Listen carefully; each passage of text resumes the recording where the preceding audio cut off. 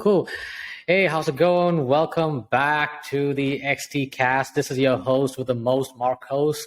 And today I got a pretty cool friend all the way from the cool, beautiful weather in Vancouver, Canada. Right now in Dubai, it is freaking hot. It's humid. But thank goodness in Dubai, we got some advanced ACs. So I can wear the suit, jacket in the office and not sweat like crazy. So, hey, Arvin, it's good to have you here at the XTcast. Welcome, sir. Thank you for having me. Hey, I'm glad you're taking the time. I know it's early in the morning, but I got to bring you to the XTcast. As you know, it's the official podcast of XT.com, and XT.com is not just a crypto exchange. We are more than an exchange. We got a lot of things happening, a lot of advanced financial services, and we also started, an NFT marketplace, a centralized and decentralized, a SEX and a DEX. So, of course, I have to bring someone to talk about NFTs, non-fungible tokens for all the new people who are watching this episode. So, Arvin Khamseh, he is not just some regular guy I found in the interwebs. This guy has helped artists and brands to launch and sell out their NFTs, and he has a long history when it comes to marketing, and also he has worked with big corporates in Canada, and I would say like in North America in general. But he also has made a strong foundation, a name in the NFT space, and he has worked on almost 400 NFT projects and more. So, and plus he also has if I remember correctly, the company he owns and founded is called Sold Out NFTs, and two of the largest NFT projects to date he's worked with amazing successes: Women of Crypto and San Vegas Casino Club. So, I have to bring this guy in. So, can we talk about NFTs, bro? Yeah, let's do it. Yeah, and just kind of I guess fellows for the projects that I work with. So some projects I work with past their sellout. Some projects I just work with them until they sell out. And past that, I don't really know, what's happening too much about them. Mm-hmm. But I have definitely worked with 400 plus NFT projects, and I continue to work with lots of them. All right, cool. Yeah. So before we just dive into NFTs, I would love for you to share your origin story. How did you get into crypto and the blockchain and also NFTs?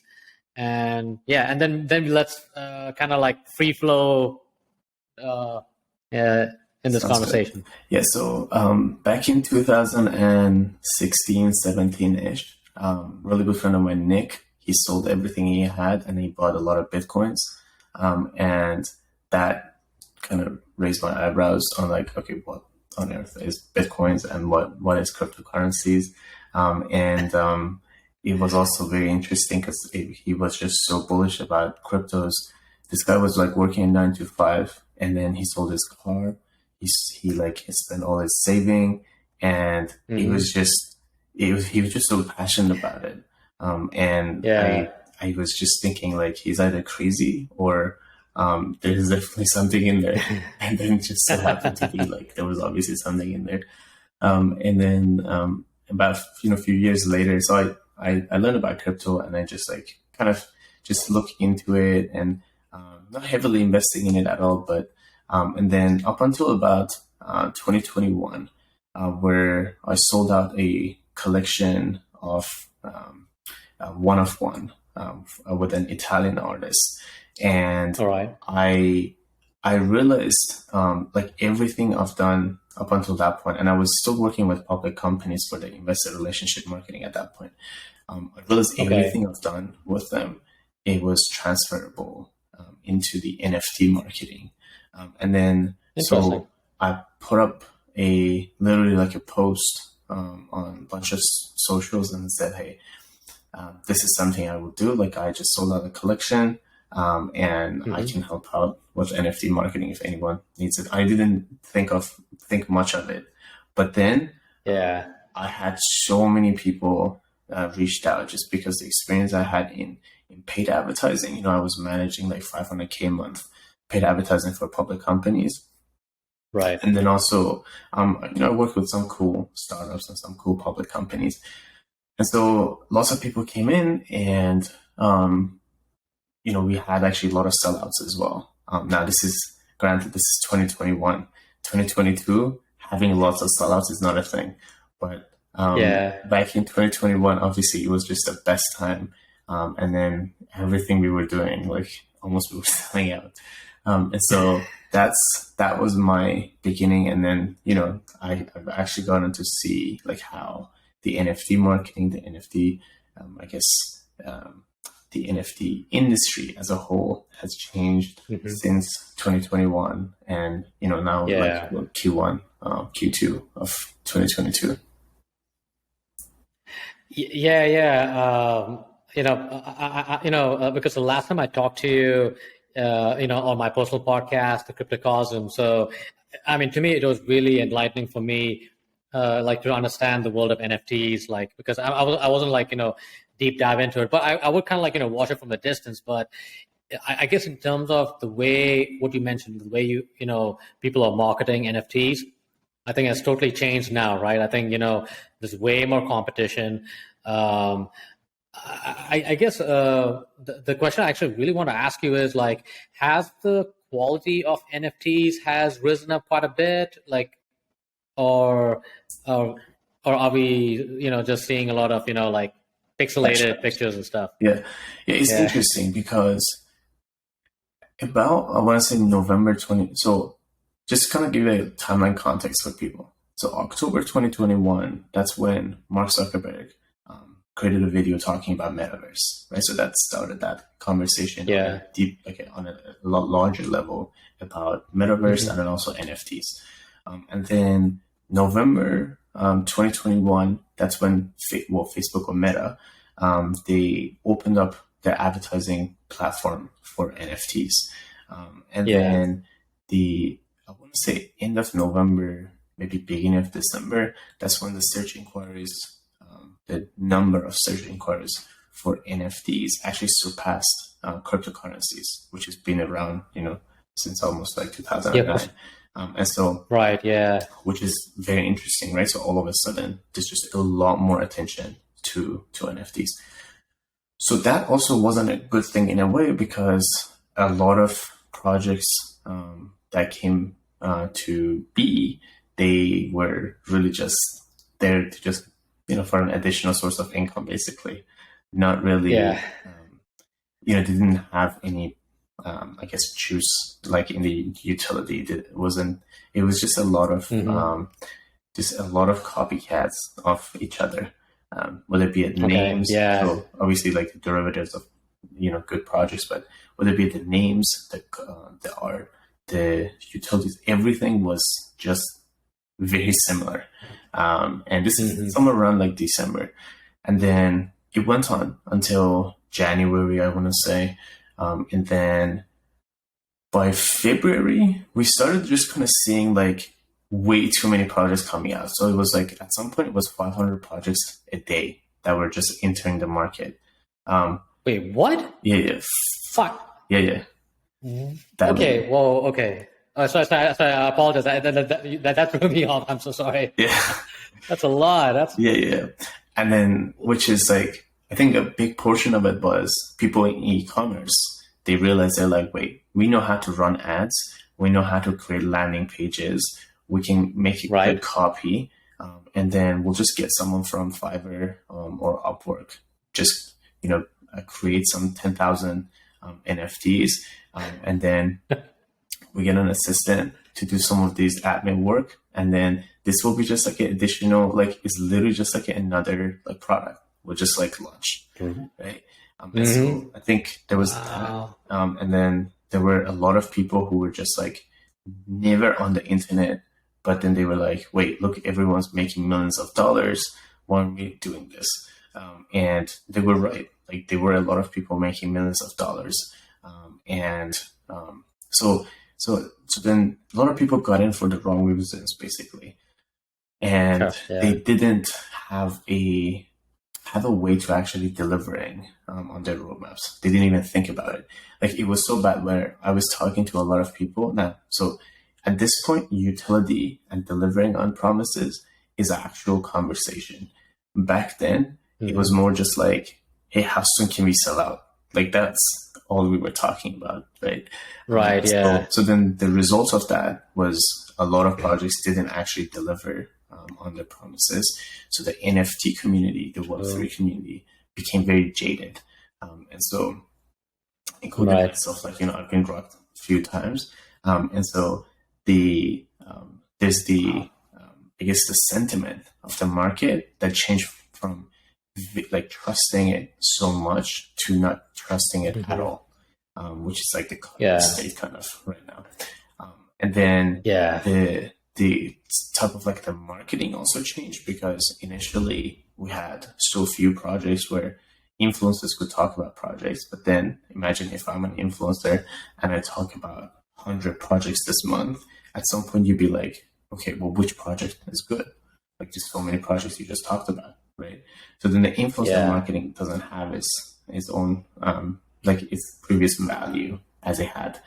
And so things have started changing, right? So, and very rapidly too. And of course, all the way until Luna crash happened, and then the crypto dropped. And then a lot of NFT projects were just went down with it. Like it's just like the not necessarily, like they were using the specific, they were like on Ethereum or Solana, but it's still like everything together, they just went down. And then it was good. Like it was a correction in the market. It was good in a sense that a lot of these projects. So I remember even like I went and surveyed about 1,000 people who contacted me for their NFT projects. Somewhere around 1,000. These people were DMs for like a few months. And then I asked them, I was like, hey, so how did your collection go? How are you doing with your collection? Right around like, I want to say a week or two after the Luna crash. And majority of them, I want to say 80%, 90% of them, they just said, we completely given up. Like, we're not going to do this. Which is representative of like what happened. And a lot of projects, they were just like, this is not for us. We thought we're just going to come in, make a bunch of money, but this looks like this is an actual business. This is not a hobby anymore, right? Yeah. And so that opened up the space for projects that are very strong, or projects that they want to have innovation to just come in. And so now I'm looking at projects where they even deliver on their promises before they sell out. So now we're going in a very different direction. So previously, it was like, let's say I would, as a founder, I would come in and just say, hey, I have these ideas that I want to deliver. You as the user, give me a bunch of money, and then I will eventually deliver on my promises. God knows when or how. I will deliver. Now we're going in that direction where VCs, for example, or people just from their own, pockets, maybe deep pockets, they're upfronting the cost of delivering on promises, and then they ask people for money. And part of it is just because most people are just holding back. They're like, hey, we trusted so many people, they didn't deliver. So how do we know they're going to deliver? So that's the very big change, right? So now a lot of projects with big money, a lot of projects with innovations, with like real utilities, they found a place and they know they're going to do well because all these other projects just come going out. Yeah, no, I think that's a good thing. Like, honestly, I'm glad that this bear market is here. This, how you want to call? I know some people like to call it crypto winter, but I think it is needed. I think there has to be this major correction, especially the NFT space. Not that familiar. I know you are, but like I felt like there was so much of like these crazy projects. It didn't make any sense. Not real utility whatsoever. I think the weak hands or crooked hands has been flushed out. But I think personally for me, this bear market is actually the best time to have like real tech, real projects, real development, and like real value. And I can see like NFTs can make a comeback, but it'll be transformed. It's going to be stronger, better teams, better projects, real value. So I'm kind of curious to ask you, in this, usually in the bear market, the best tech will always come. Usually they come out from the bear market. So, last year we got the Bored Ape Yacht Clubs, right? Do you think we can see another project or projects that will do much better than the Bored Ape Yacht Clubs, or is Bored Ape just an anomaly in the crypto space? Yeah, so I think the concept that if we just all accept that there's not going to be anything better, then we will never improve.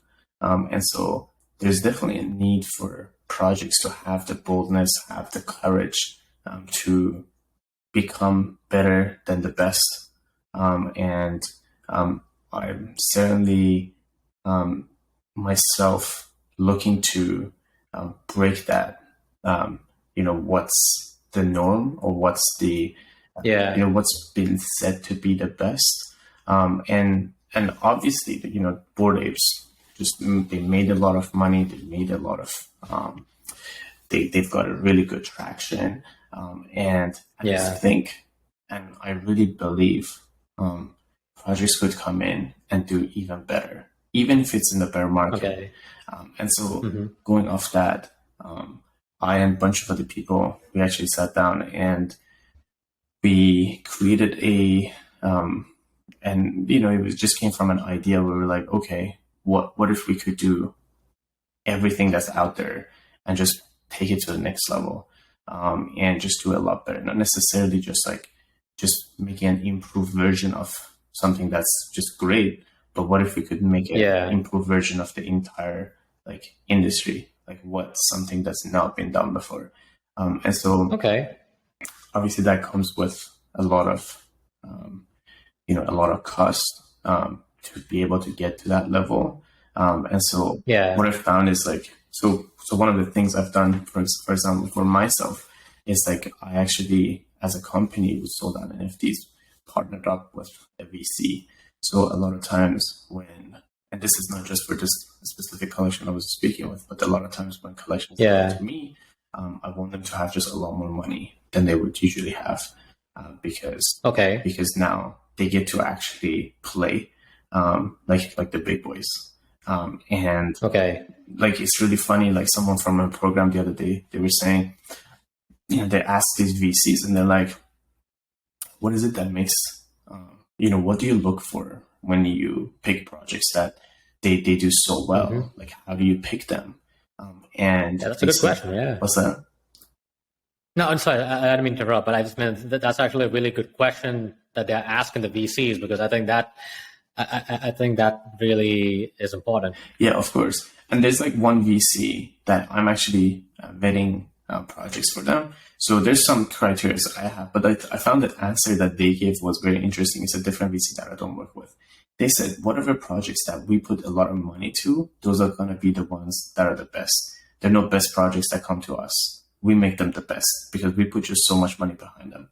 And they get to actually really? And they get to do a lot of things that they weren't able to previously, which is very interesting, right? So, and I'm starting to see a lot of that, even let's say Bored Apes, the level of production, for example, that they did with Ape Fest, let's say Doodles, the parties that they've done, and some of these projects that never even sold out, they do 7-figure parties, and you're like, how is that even possible? They have lasers, and really cool celebrities, and just people coming in. Right? This is for an NFT project that hasn't even sold out.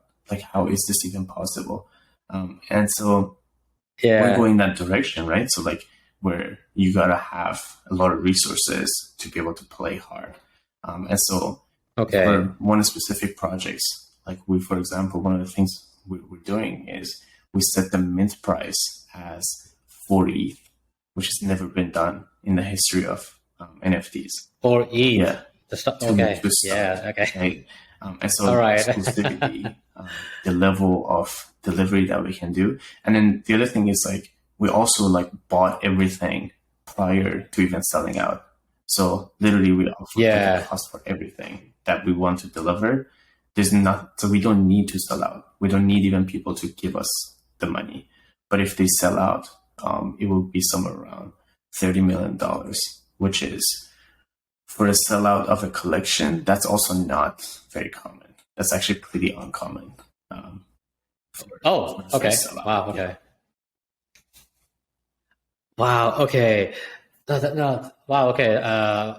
I'm just trying to wrap this idea because you do realize like not many people do get what you're saying, right? I mean, it's kind of like a whole nother level. So, but that is interesting. You mentioned about like some of the projects, the VCs, they're putting a lot of money in, but I also feel like, I don't know, maybe please just correct me if I'm wrong, like, because I don't think it's just the money side too, but sometimes you also got to have some creative talent as well, right? Like something like there has to be some sort of like a wow factor to really get people's attention, right? 100%. So I think there's definitely different components, right, into projects being really good. So like, art has to be world class. The story has to be world class. Like the narrative and the story is very important. Like one of the projects, like example for people who want to understand the narrative and like the value place, Goblin Town, for example. They came in and they just said, hey, like we as an NFT collection, the narrative was, we don't want to have that Discord grind. We don't want to have that, roadmaps and all these complicated things. We don't want to have like any promises. Our art is also maybe not that amazing, but this is a project that we are, and we're standing by it. And so it's very interesting in the market where there was just so much focus and conversations about like, how do we make it like so that our project has the best utility? They came out and said like, we're gonna have no utility. How's that? And then that just like shocked the market. And they said, hey, like, we're going to do it for free. No utility. Let's go. And that obviously shocked the market. So it's an anomaly, right? Not everyone can not do the same thing and make it work. But right. I think the concept of, and obviously the concept of like saying, like actually telling people, saying, hey, like, we're going to have no utility. Its own narrative, right? So the narrative is very important. Mm-hmm. The story is very important. Why? Okay, yeah. NFTs, why your NFT, or why you even doing these utility, but also like, what does it look like? So even like, for example, for people who want to understand that for different projects, even if they hear like the founder of like, not the founder, but I guess the CEO of the Yoga Labs talking about the origin story of Bored Apes, thinking about, hey, there were these like, basically apes that they were at like a dive bar, and then it's actually a yacht, and then just like really bored, and the concept just like painting that picture for people, and then seeing like what kind of people could just really relate and just say, hey, like that's just like our life, like that's really cool, like we want to be like that. Mm-hmm. I think that's a really big very crucial factor in projects just doing well, just the story and like people being able to relate. And then the other side of things is onboarding. So right now, obviously we have the Web3 space where a lot of people in the Web3 space, they want to, look for amazing projects and very skeptic, very jaded. But then we've got many more people in the Web2 space that they don't even know it's a bear market. They don't even know there's anything happening with cryptos, right? They don't even understand. True. They don't know. They just come in, they're fresh, and they're like, hey, I just saw some NFT projects. Maybe I just heard about Bored Apes. Maybe I heard about like, let's say, CryptoPunks, and then I want to get in. Like, how do I do that? Right. So there's that person that wants to make a transition from Web 2 to Web 3. So projects now that they're able to onboard people like that really well, they're also going to be very successful. And so some examples of that, for example, for projects right now, one of the things we do, we use companies like Minted.io, biohacking.com or what's another one? Or MoonPay. Those are the two companies where they let people from the Web2 space, they actually buy NFTs with credit cards, right? So that's like a big, Right. that's a really big jump from like not being able to onboard people to just like make it actually easy to buy, to just buy NFTs. There's a large company, it's called Sailor in Romania. I consulted their founder, and what they've done is they've raised about like $8 million, and what they provide is like beauty services for females. And what we know, for example, in the NFT space, again talking about onboarding, 8 out of 10 NFT holders are males. So you would think if you want to do NFT projects, you really got to target males because that's the majority of people. But what they've done is they actually went after females specifically. So their product is beauty services for females. And they were doing that in the Web2 space. And they have lots of providers all around Romania. But then they realized, they're like, okay, what if we created an 8,000 collection, for example? And I don't know how they've done, by the way. This is just like a recent thing they've done. But just an example, it's just like a very interesting concept for a company to get in. So they had like 8,000 collection size. Obviously, just all females. I'm going to take it. And then what that does is like people, like these females, they go do their hair, do their nails anyways, in the Web2 space. Like that's just something. And then the company, once they've basically bought any of their services, they tell them, hey, if you want to get some additional discounts, this VIP thing you can be part of, which is actually the NFT. And not only you get discounts, but also you get to actually come to some of our events. And then also this will be an investment. Right. So all this money that you're investing, well, I guess is spending on let's say nails, hair, different things. Right. Later on, it could be an asset for you. And so it's really interesting because now they can actually onboard Web2 people, don't know anything about NFTs, to get into NFTs just because there's really good reasons to. And so that's the concept of onboarding. Like companies or projects that they understand onboarding, they're going to be very successful now because we have way more people in the Web2 and they're not jaded. They're not skeptical. Yeah. And so there's the art, there's the story, the narrative, the onboarding, and what was previously true also is just building communities. So those are some of the important things. Oh, and of course the utility as well. So those are some of the important factors for a project to do well. That's really cool. Like how you summarize. I think those are really good points for the next projects that can actually beat the board yacht club. And I was thinking what was really important, what you said is like the mindset. If you have that mindset that hey, we can't beat Bored Apes, then it's not going to happen. So like you gotta like really expand your mind and also so stretch yourself to be like, hey, you know what, like we can do something about it, and it's not a zero-sum game. So, and I also love the fact that you brought up that project with targeting women. Basically the NFT they're getting, it is sort of like a membership club, but it's like membership club on steroids, really, So I think maybe, who knows?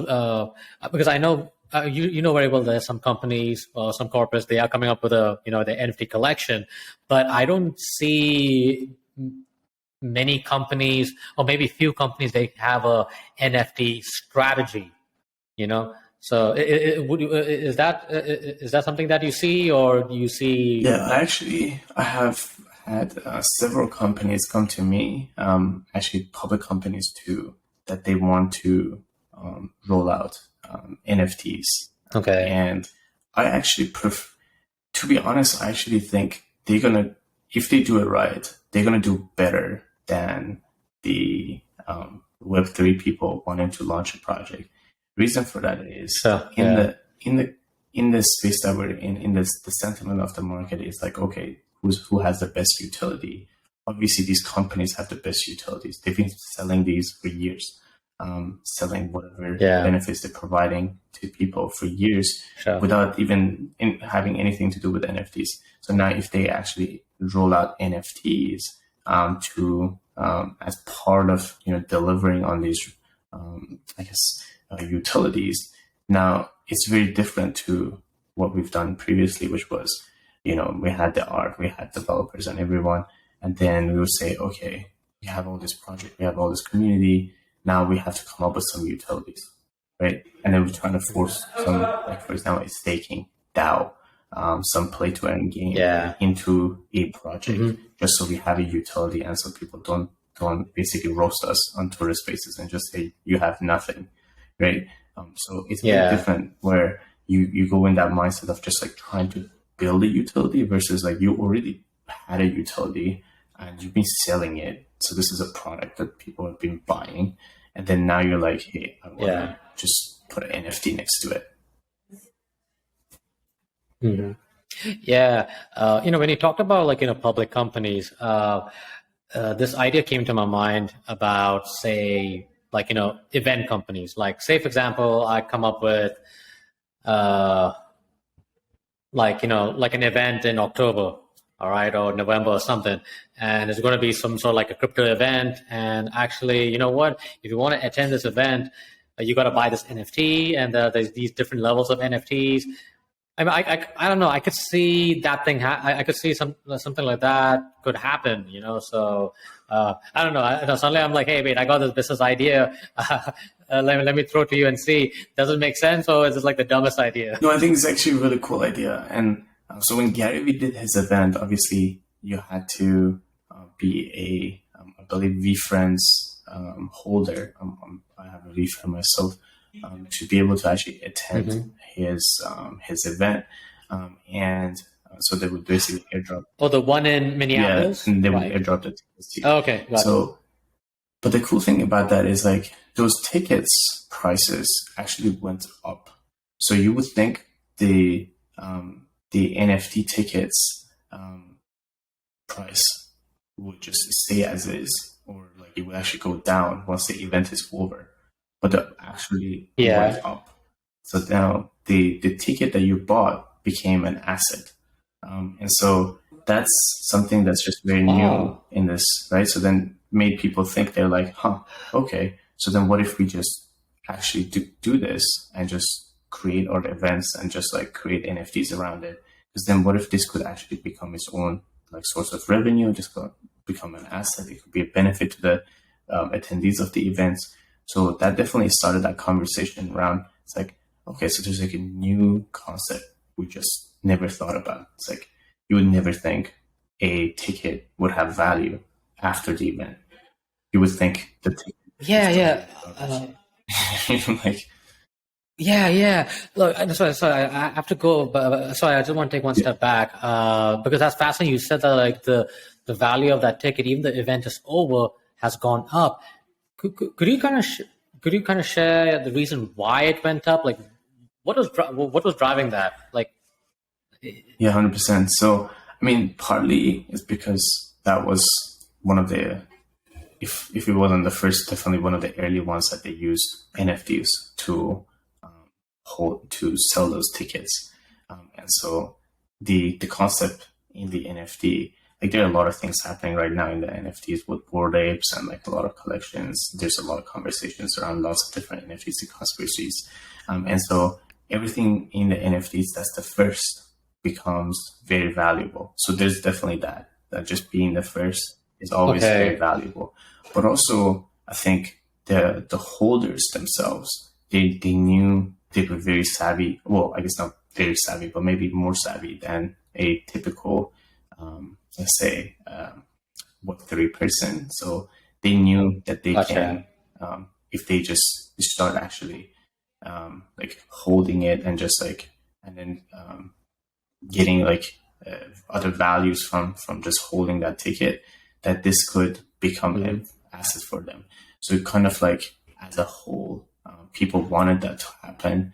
And then I believe just the timing was right as well, because they were just like so early into doing this. So I think that did it. Since then, I haven't seen anyone else attempting to do this, to actually sell tickets with NFTs, and like I guess to that level at least, not to my knowledge. But I would be interested to see if someone else did it and they were able to pull the same thing, like the price will go up. And that's just like a very interesting thing. Like in the event industry, it's just no one, I don't think, ever thought about it. Just say, hey, like tickets could be valuable things. It's like, okay, but maybe NFTs introduction to tickets could make it very simple for the whole concept of, like, for example, sporting tickets, where there are like counterfeit versions of it, and with NFTs you can solve that.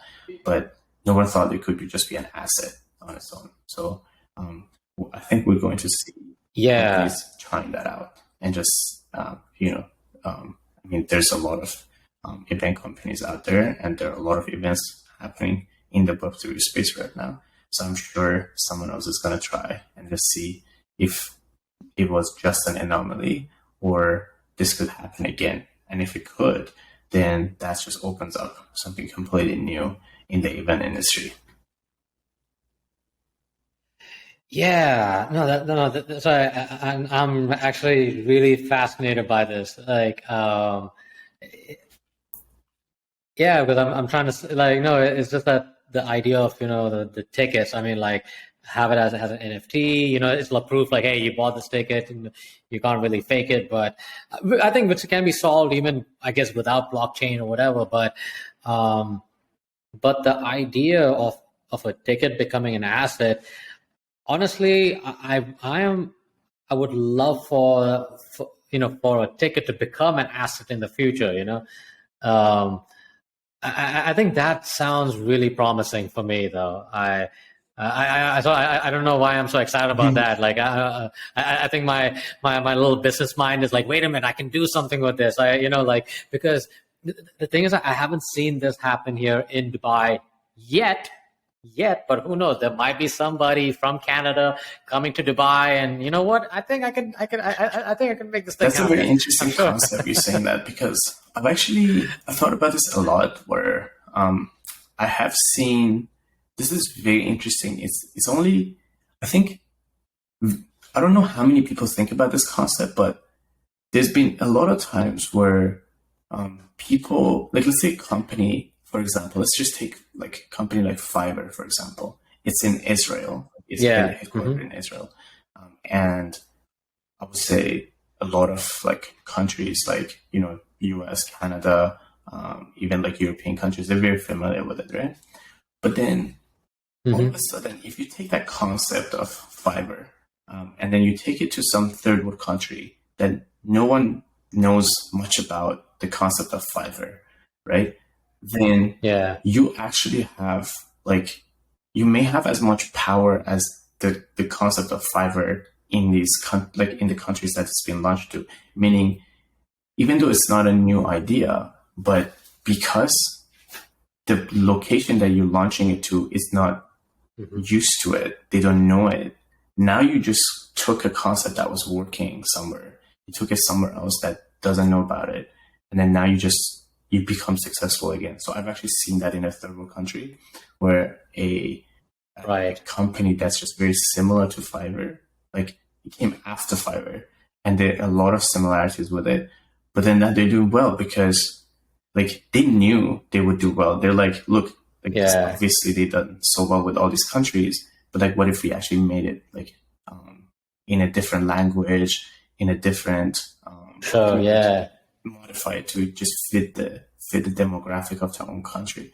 So the concept of like taking something from like one country and then take it to another country even, and make that work, that's something I've just been really fascinated about, because I think people don't get to travel as much to even see these things.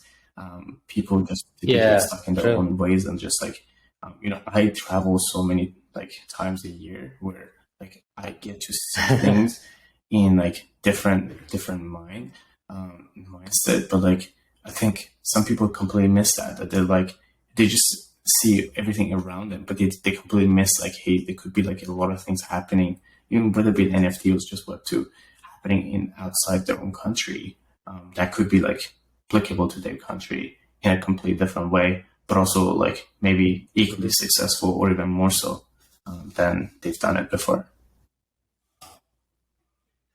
Yeah, no, no, but I like what you said.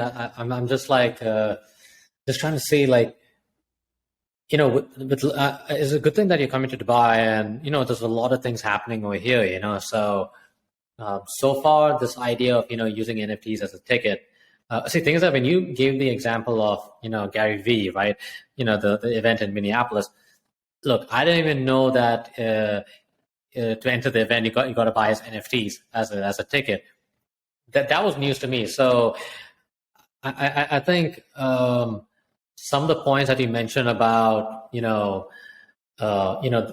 next the Bored Ape, the Bored Ape killer or whatever you want to call it, but and also with the idea of using NFTs as a ticket, I think I do see some promise, and I do see a lot of new people will be open to that idea. They want to. I think it's also much more easier to digest, really, than compared to your typical crypto protocols and stuff. And already it's just much more easier to buy NFTs using your your Web2, like your credit cards, your MasterCard, Visa, or some other payment system.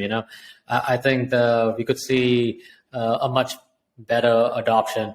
I guess after this, after the bear market. I mean, that's kind of like my economic points of view. Like, is there anything? Do you have any points of view you want to share? Yeah, on this? honestly, if anything, like a lot of people is just like very sad about his king card. Yeah, so a lot of people like getting sad about saying like, oh, like NFT's gone down and everything, but like people don't realize like maybe even 2017. Sorry, actually 2000. When was this? 2000, and I believe it was 2017 for crypto was like really bad. Like all of a sudden, and then there's then like look what happened like 2021. And then, like maybe at like November, I think it reached like, for example, Bitcoin reaches like almost 60K. So the people just don't maybe sometimes have like enough knowledge of like history of like how things go down and go back up. And so there's that. And there's also like, if anything, this just made the market a lot better. And so a lot of projects right now, if they don't die, and if they get these investors, VCs, there are a lot of family offices that they're looking to invest in cryptos and NFTs. So if they get money from them, or they just come up with innovative ways, generate revenue outside their own NFT collections or selling out their NFT collections, and they stay and just build. This is like just probably most exciting time for NFTs, if anything. Like now we're just like actually entering a level where people like just don't do just really weird like cash grab projects. They do actually like good things, and like we're just gonna grow and innovate. And it's, to me, that's just exciting. It's actually like we're going in a direction that we should be going toward. Yeah, I'm excited. I am excited about that.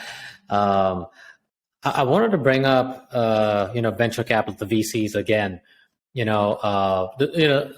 For my selfish reason, I want to bring this this question to you. Because I'm trying to work on a kind of a crazy idea, not by myself. I'm trying to get other crazy people too, or actually people smarter than me to help me out with this. All right. Hopefully, I might also try to get you to the dark side too. So, actually, the question is that because I'm familiar with VCs, they're investing in like crypto projects or I guess Web3 projects, but when it comes to NFTs, I know there are NFT projects out there, and there's some good ones too. But these NFT projects too, they're looking for a good VCs. So just for my knowledge, but I'm sure there'll be other crypto projects and NFT projects out there. If you are a VC, I mean, you've been in their shoes in some form or the other. Like, kind of give us like a 5 or like a 10-minute pitch about what a VC like myself or whoever is looking into NFT projects. Yeah, so this is very interesting. At the beginning, the VCs started rightfully so. They started just like putting money into every single project that they just came to them. Okay. As long as you had a deck and you just seem to have a reasonable idea of what you're gonna do, they had very little knowledge of like what they can do, and so they a lot of times. And by the way, like now we're gonna see like companies becoming third-party researchers for VCs, which is kind of new. Like I've already seen one company that they started doing this for, like, that's new to me though.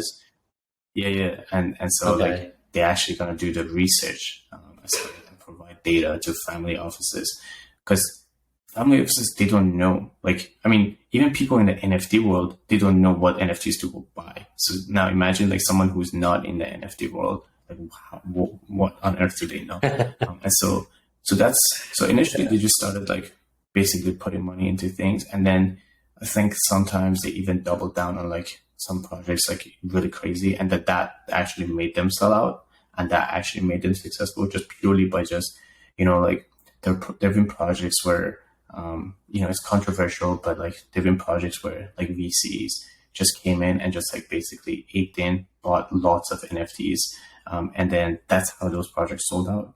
Like that's literally how they sold out, and that actually created this mindset. Again, I'm not saying it's proper or not proper, like just taking the mentality, I guess taking the morality out of it for the sake of discussion. But there's been a lot of, like, for example, like Twitter spaces, people who are sitting on Twitter spaces, sometimes these people are paid to sit on Twitter spaces. On Discord, you see people are paid to actually have conversations. You see, like, for example, projects starting their mint process, and all of a sudden you see 1,000 NFTs are bought, is coming from some like large investor that is actually going into invest in this project as like maybe VC or just like a whale. And so there's a lot of that they've done, and it's kind of like, well, is it okay? Like, should we do this? Because then what if someone doesn't have a VC? Like, how do they compete with you? It's just like how, like, in bodybuilding, right? So like people like take steroids, and then you're like, well, okay, so if I don't take the steroids, like I can't even compete with these people. Like, what am I gonna do? And so, so that's like the I guess the dark side of people with money coming into this. And initially they didn't know better, so like they did a lot of that. And to this day they still do. Like, I'm very familiar with lots of projects they bought NFTs from themselves. They sold out, and people don't know. Oh, some people do, but like majority of their holders, maybe they don't even know that, and they're okay. They're like, well, they're delivering on their promises, so that's okay. But so that's I think that's the context of like where VCs came in, and then now some of them, they started looking for experts in the industry, because we also didn't have experts. Like that was another problem. Like maybe a few years back, we didn't have a lot of experts. Now maybe we have some more, right? We still don't have like a lot of books. We still don't have a lot of courses. I'm maybe the only one actually has like a mastermind slash with like course I guess component in selling NFTs. Like there's not anyone else doing it.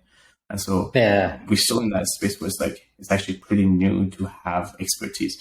But so then now a lot of VCs they've gone in the direction of, okay, looking for experts. Like, who's the experts? Like, just collect all of these people, whether it be in marketing, development, let's say arts, like different areas, and just like making when they invest in projects, they don't just want to give them money. They want to bring the marketing. They want to bring the development, the smart contracts, like that are like functional. They don't get hacked, so on and so forth. And so that's the direction they've gone. And then now I actually myself like partner up with a VC where I vet the projects for them. So the way I do this is I actually go on and just like research the project, look at the team members, just see like, okay, do they have any background in doing anything like even remotely close to what they're gonna deliver, right? Let's say if they're gonna like take people to a space, like have they even like gotten on an airplane before? Like, you know what I mean? So like it's like how close are they to like what they're gonna like deliver? And so that's the concept, right? So like, okay, just researching. I think research is like a really big deal. And then what I look for these VCs is, okay, as far as marketing and like how they're building the projects, are they actually doing the right things?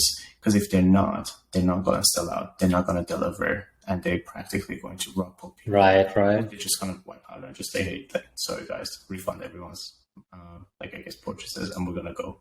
Like we're just going to go on our way back to our road to stuff. So then the role that I play is really just looking over like all the indicators. So the story, the community, like how many people, like what's the engagement, the people on their team, let's say what the art is like, sitting on like tourist spaces that they hold and just like listening to people. Are people saying like the art is like amazing, or are people just saying, oh, the art is good too? Like what is the sentiment that they have? And then the utilities, like can they deliver? And then do they have utilities that's just like a copy of like other projects? Because at some point, if you just look at like so many projects, you start to see like, okay, obviously these new projects, they just like copied everything from like, what's in the market. So you know what's in the market, right? Yeah. So there's that. And then and they actually had some successful like the investments, they 2x to all the way like to 10x in some projects. And that's really interesting. Nice. So now people in my program, actually yesterday, they came up with this new idea. They said, they created a pitch for a bunch of them actually creating a project together. So in other words, a bunch of brands creating an NFT together. So now they have like way more money, way more resources, and then they want a VC to back them up. Gotcha. And so I think that's also interesting. So like there's going to be a lot of cool things happening with VCs getting into this, and they're just going to, I guess, the circulations of the money into the Web3 space is just going to make this space a lot better. Just people have like a lot more power to deliver cool things, but that's also just going to be frivolous spending. Yeah, like the 7-figure parties I was talking about. I think when it comes to NFTs, frivolous spending is going to take place, I think, quite more often than we realize. Yeah.